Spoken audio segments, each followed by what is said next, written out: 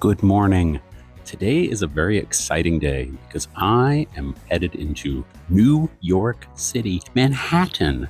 I'm seeing one of those films where the people who are in the film are not actually in a film. They're all like on a stage. They're play acting and they call it a play, but this isn't even a play. This is like some kind of like comedy show slash play.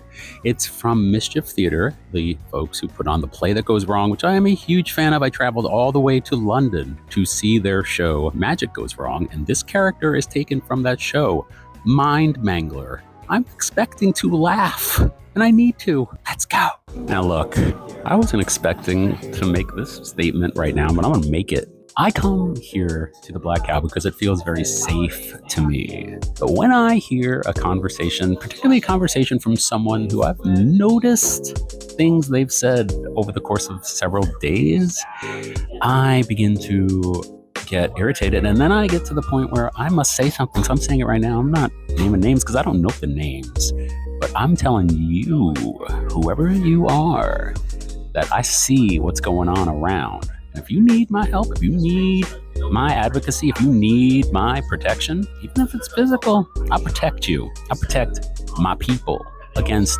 those who try to oppress others through their actions and through their words. I heard you.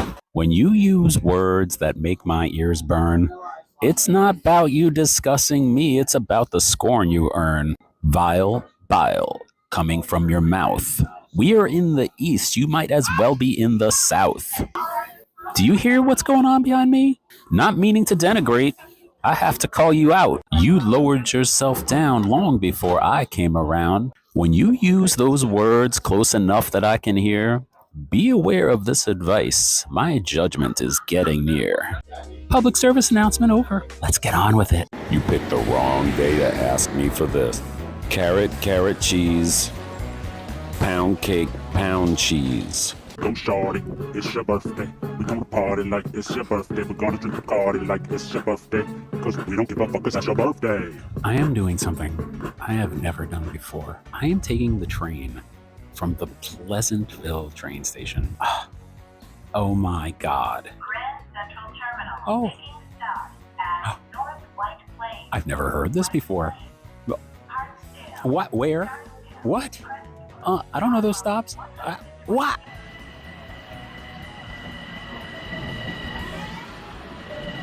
You can't see what that says because it's backwards, but it says Los Tacos Numero Uno. Let me just tell you something. It ain't gonna be long before Los Tacos Numero Uno becomes a national chain. Why? Because that food is just too damn good.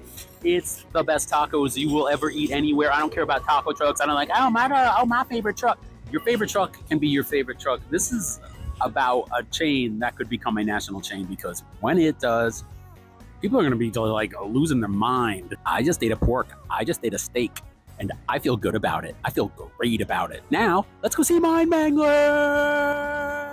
On the other side of this coin are the people who would actually come to New York City and go to Chipotle. Those people make me physically ill, and it's taking everything that I have to not break through this glass window. I'm not going to do that, but I'd like to. I'm back with a couple more observations. Look at this building, very tall. Something new I've noticed, the pedicabs around Times Square, the bicycle-driven taxis that cart around tourists, they now have resorted to blasting from boomboxes Empire State of Mind by Jay-Z and Alicia Keys, which is a fine song. This is an authentic way to travel around Times Square in this person-driven vehicle.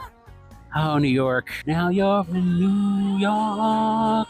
Throw up in front of a place that serves $400 dinners. That was so much fun, but the funniest thing happened. Two funny things happened. One is they asked me to be a participant in one of the bits in the show that is the bit that I love. That is the bit that was included in Magic Goes Wrong. So I knew the bit. I just left during intermission thinking it was the end of the show. I was like, oh, it was really good. I'm headed back to Grand Central. That is good. I recommend, and I probably would recommend you see the whole thing. But for me, even just before intermission is really, really funny. Have I ever mentioned that I hate Times Square?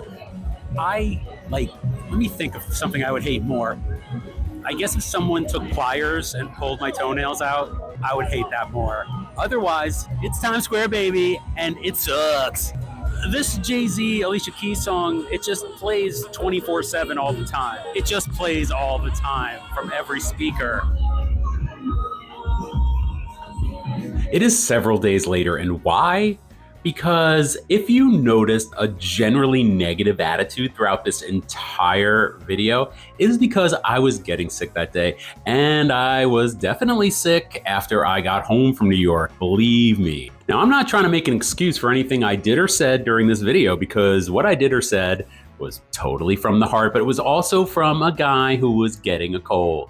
I just wanted to wrap this up by fully endorsing Mind Mangler. I had a great time, even though I left at intermission thinking it was the end of the show. I'm sure if you go, even if you just go to the first half, you will enjoy it, and I'm sure the second half is also incredibly pleasant.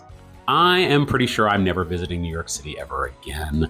I was sleeping on the sidewalk in front of CBGB when I was 16. I have spent a lifetime in New York City. It's just, I find myself asking, why am I here? I have encountered that same woman at the coffee shop since the time that I made that rant and made that poem, and she has confirmed everything I did and said there. So I'm not blaming that one on my sickness at all. I'm blaming that on her sickness. Do you hear what's going on behind me?